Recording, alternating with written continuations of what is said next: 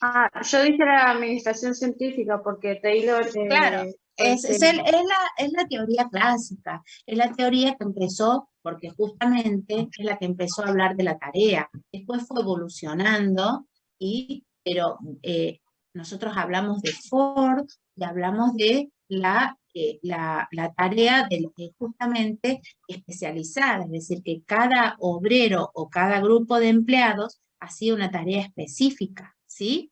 Y hacía esa todo el día, eh, no varias.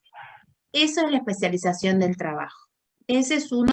Entonces, la primera decisión o el primer punto en el que voy a tener que pensar es cómo voy a dividir, cómo voy, yo ¿Cuántos creo son? que lo primero que hay que hacer, ¿No se va? ¿sí? ¿Sí? ¿Quién preguntó? Pero la dejo, ¿sabes por qué? Porque ahí dejé tu ropa. Bueno, si la dejo. Sí. Hay un micrófono abierto, chicos. Lo primero que voy a tener que identificar cuando cuando voy a tener que tomar esta decisión es cuáles son las actividades que hay que realizar para ejecutar lo que yo planifique. Y en función de eso voy a definir o sea, la especialización del trabajo. Vamos al punto 2. Este punto 2 después lo va a retomar Anita y vamos a profundizar porque es muy importante, pero la departamentalización es la forma en la que se agrupan los puestos. La Robbins en particular habla de 5 formas más comunes de departamentalización, aunque no son las únicas y las grandes empresas combinan más de una. Vamos a solamente mencionarlas por ahora. Las 5 formas más comunes son la departamentalización, esperen que me tapa, la departamentalización funcional, que es aquella que agrupa los puestos de acuerdo a las funciones.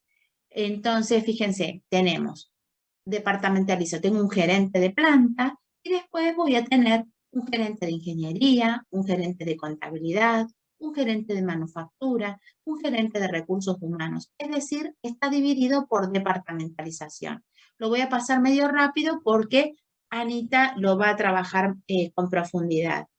Acá podemos ver, y lo pueden ver ustedes en la bibliografía, esto es una foto de la bibliografía, acá tienen con un más las ventajas y con un menos las desventajas, ¿sí? Porque en general lo que más se busca con este tipo de departamentalización es una alta especialización, pero hay que trabajar mucho la comunicación. Bien, seguimos. Otra forma de departamentalizar que es muy usada es la departamentalización geográfica. Y eso tiene que ver un poco con la decisión que yo les comenté al principio, cuando decidimos cómo vamos a ejecutar nuestros objetivos. Si nuestros objetivos son tener un negocio, lograr posicionarnos como un negocio de comercialización de ropa de bebé, por ejemplo, en pleno centro de Neuquén, y mi objetivo es solamente ese, esta forma de departamentalización no tendría mucho sentido. Pero en cambio, si lo que dije al principio, posicionarme como un correo de distribución de distribución de piezas, del tipo de que sea, como un correo privado, que quiero que tenga ser líder en la Nor Patagonia, entonces sí, este va a tener otro significado, este tipo de departamentalización. ¿Se entiende esto? ¿Se entiende por qué primero tenemos que tener muy claro qué planificamos y a dónde queremos llegar y lo que queremos ser? Bien, otra forma de departamentalización discúlpenme, me fui, es la departamentalización por productos, que agrupa los puestos por líneas de productos. En este caso, fíjense, por ejemplo, que es sector de tránsito masivo, perdón, sector de tránsito, a su vez de tránsito masivo, a su vez se divide en división de tránsito y esto es de un organigrama de una empresa que no es argentina, por supuesto, y a su vez lo divide en distintas divisiones, o sea, está dividiendo por producto. Nosotros acá también tenemos división por productos. Cuando tenemos, por ejemplo, no sé, hay empresas que distribuyen, que tienen, se me ocurre una empresa de lácteos. Tiene, por un lado, probablemente tenga una división de quesos, que son productos que necesitan otro tipo de estacionalidad, por ejemplo. Después tendrá leches y tendrá yogures, por ejemplo, o dulce de leche.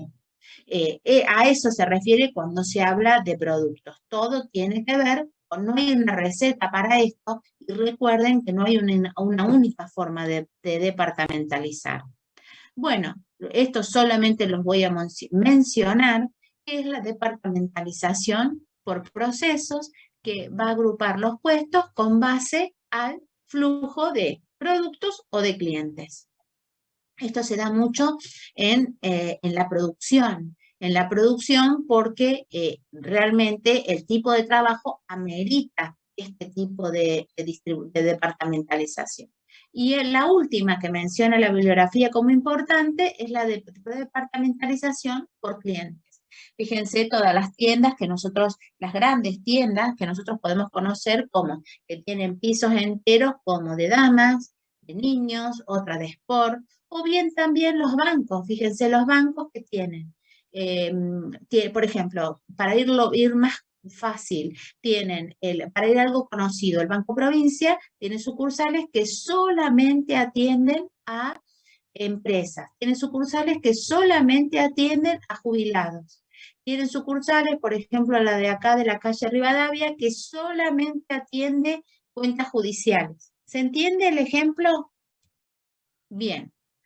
Vamos al tercer elemento que tenemos que tener en cuenta para decidir, fundamental, cuando definimos el diseño o la estructura que le vamos a dar a la organización. Quiero ver algo, en el chat, no, es el mensaje de antes. Se llama, digamos, el elemento o factor sobre el que tenemos que decidir es el denominado cadena de mando. Este concepto ya lo vimos en la unidad 3, pero lo repetimos acá. El concepto de cadena de mando refiere a la línea de autoridad que va desde los niveles más altos de la organización hacia los más bajos. Es lo que va a especificar quién reporta a quién. Primero tengo que decidir esto, antes de definir, porque esto me va a condicionar las formas, o más bien diría yo, la dirección de las líneas del organigrama. ¿Vieron las líneas esas que unen? Y la cantidad de cuadraditos que unen, que conforman el organigrama, bueno, tienen que ver con la cadena de mando, entre otros aspectos. Cuarto, esperen que no me puedo mover, no sé por qué. A ver. ¿Me escuchan? Ahí está, tramos de control. Bien, ¿se me escucha bien? Sí, sí, sí. Ok, Sí, profe. bien. Seguimos. Tramo de control.